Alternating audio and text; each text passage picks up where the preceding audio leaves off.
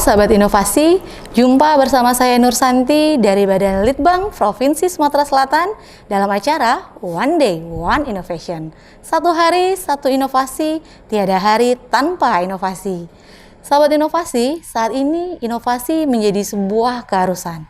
Dunia terus berubah, maka kita harus adaptif dan inovatif. Untuk menginspirasi, kami hadir bersama inovator hebat dengan inovasi-inovasinya dalam acara One Day One Innovation.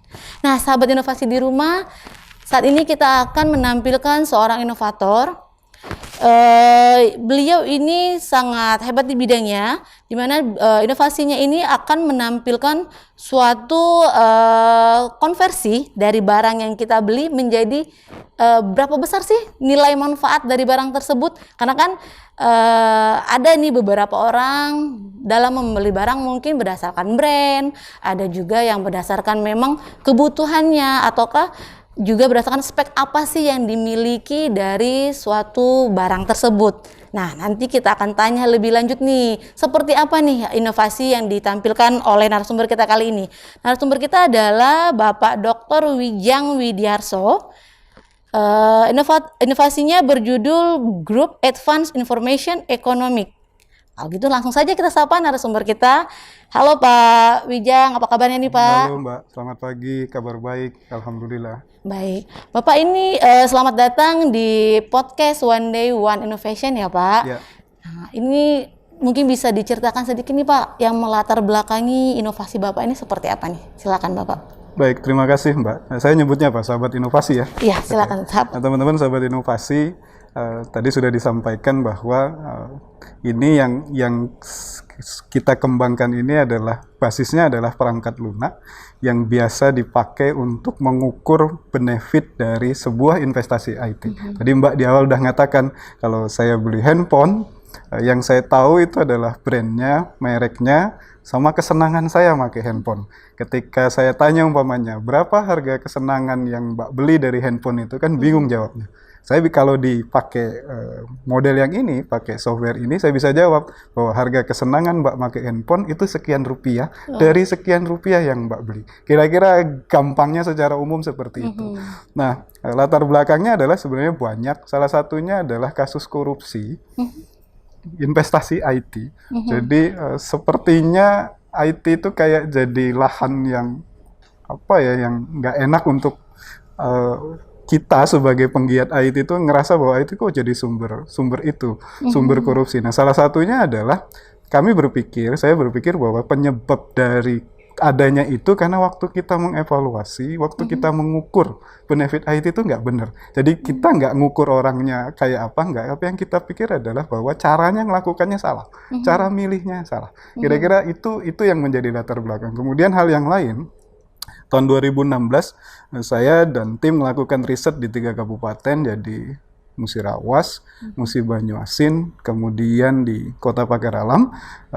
Kita ngelihat juga bahwa ternyata itu punya potensi, dan kami nggak kepingin ketika melakukan perencanaan pembangunan khususnya di bidang IT, teman-teman dari kabupaten itu salah gitu. Nah, makanya kita usulkan tools yang kayak gini. Jadi tools ini mudah-mudahan punya manfaat. Jadi tidak hanya untuk pemerintah sih. Pokoknya yang basisnya ngitung manfaat IT itu bisa pakai tools itu. Kira-kira itu latar belakangnya, Mbak. Oke, ini kita baru dengar latar belakangnya ini sebetulnya seperti yang luar biasa sekali nih ya, sahabat inovasi di rumah. Jadi berawal dari kasus korupsi tadi ya Pak ya, terutama di bidang IT ya. Karena kan memang IT itu tidak terukur ya Pak ya. Nilai yang dibelinya dengan manfaat yang didapat tuh berapa rupiah sih, sebanding atau tidak ya Pak ya. Jadi dengan tools yang dibuat oleh Bapak Wijang ini bisa mengukur seberapa sebanding atau tidaknya ya Pak ya, nilai yang kita keluarkan dengan nilai yang kita terima tentunya. Nah baik Pak, mungkin bisa diceritakan sedikit nih Pak, cara kerjanya seperti apa Pak dari software ini?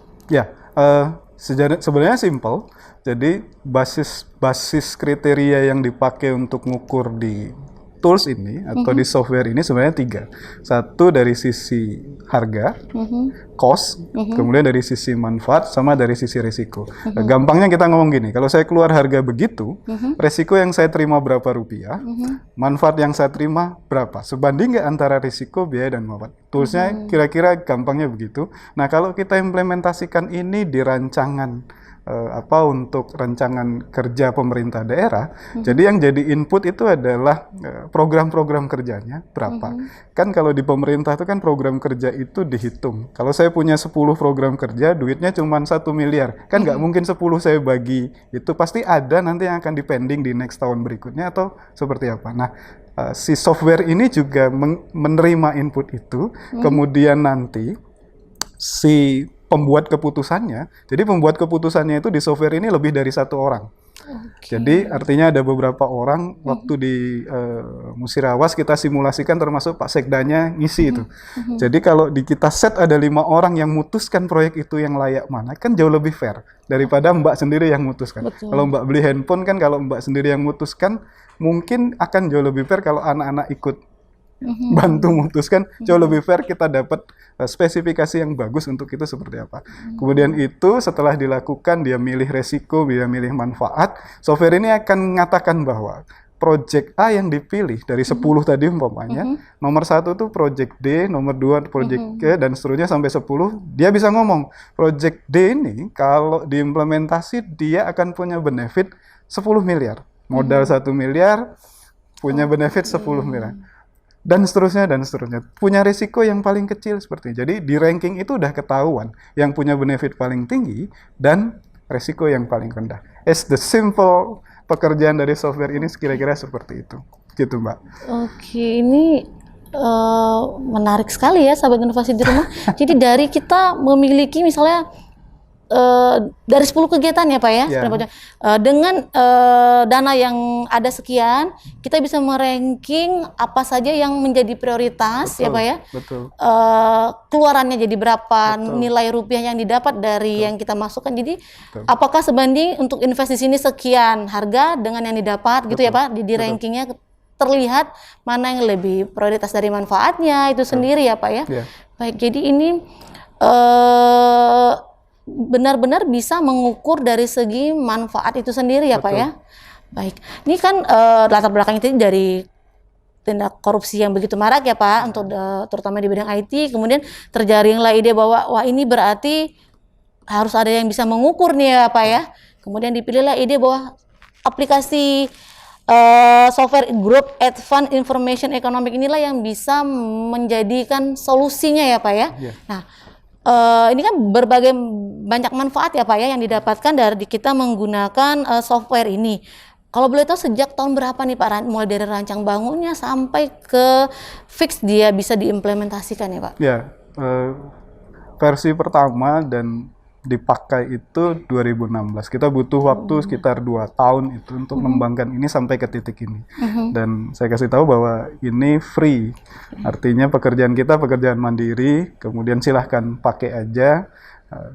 Ya monggo gitu. Kalau mau pakai nggak kena cas. Kalau dihitung harga biaya kita ngedevelop itu sekitar 300-an juta.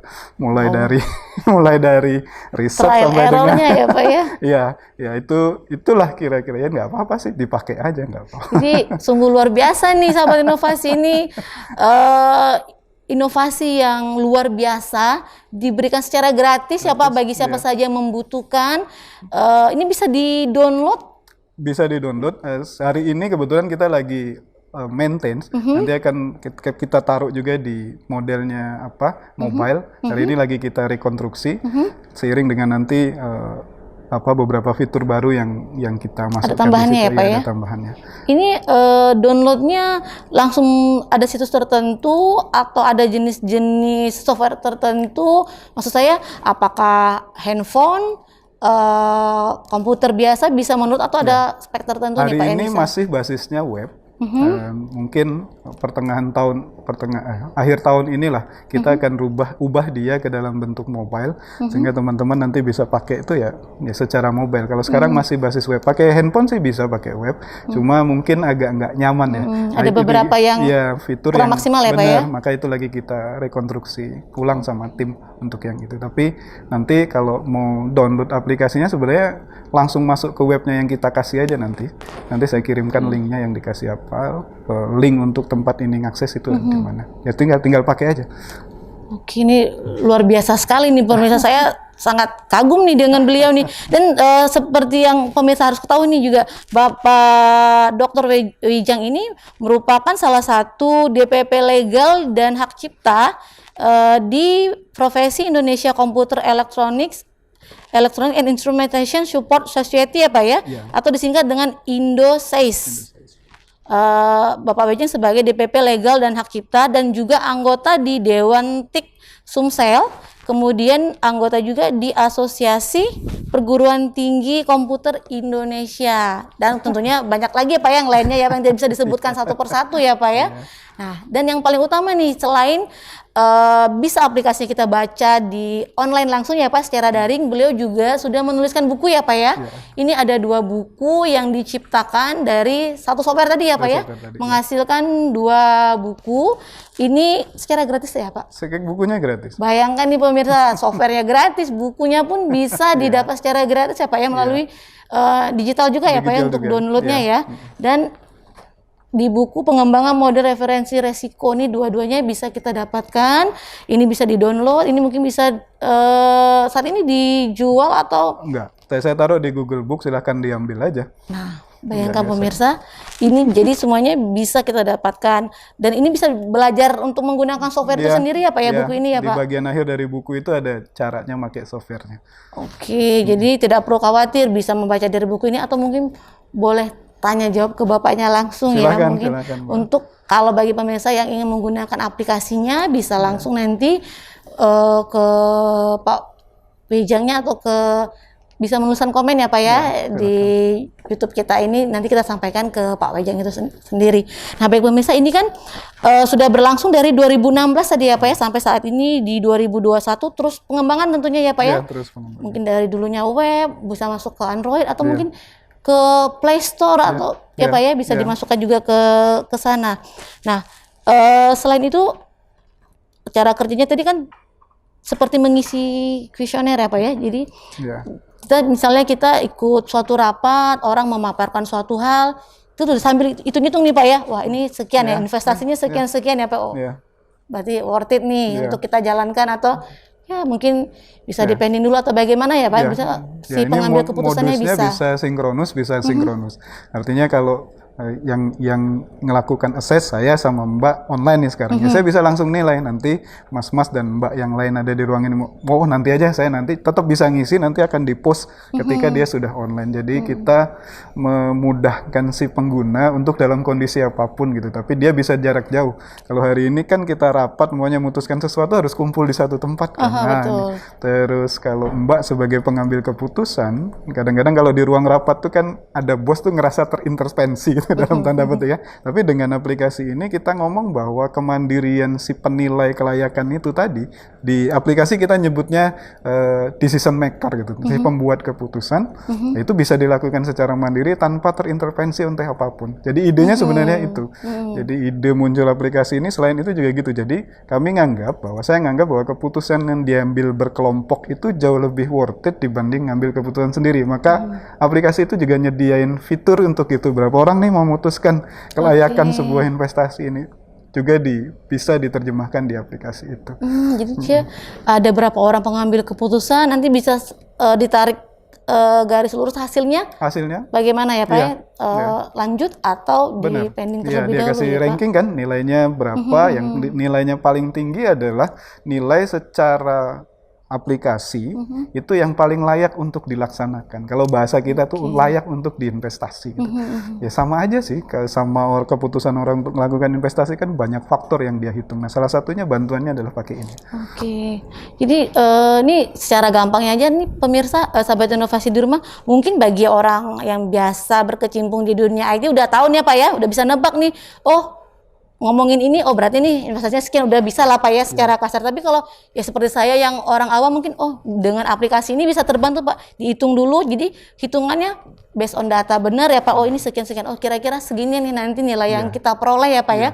Tentunya bukan cuma sekedar omongan, kita ngomong juga berdasarkan data ya Pak, dan sudah bisa menilai dari hasil investasi ataupun kegiatan tersebut menghasilkan berapa rupiahnya ya Pak ya. Jadi apakah memang sesuai atau memang kita butuhkan saat itu, jadi bisa langsung keputusannya cepat ya Pak ya, tidak lama tentunya ya. Dan tentunya juga tidak bisa membohongi ya Pak ya, apakah investasi sekian bisa menghasilkan sekian, tentunya dari data ini bisa terbaca semuanya ya. Itu tadi bisa mengurangi angka korupsi ya Pak ya, ujung-ujungnya tentunya ke situ. Dan ini sekali lagi nih gratis sebagai amal jariah nih dari Pak Wejang, kita semua bisa mengaksesnya ya Pak ya.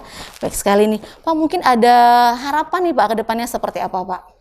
Ya, saya harapan secara umum sebenarnya kita sebagai penggiat IT itu satu ingin geser bahwa IT itu bukan cost center. Jadi IT itu bukan pusat biaya tukang ngabisin duit, enggak. Sepanjang wise dipakai, sepanjang sesuai dengan rencana, sebenarnya benefitnya banyak. Contohnya pas daring seperti ini aja kan semua beralih ke IT.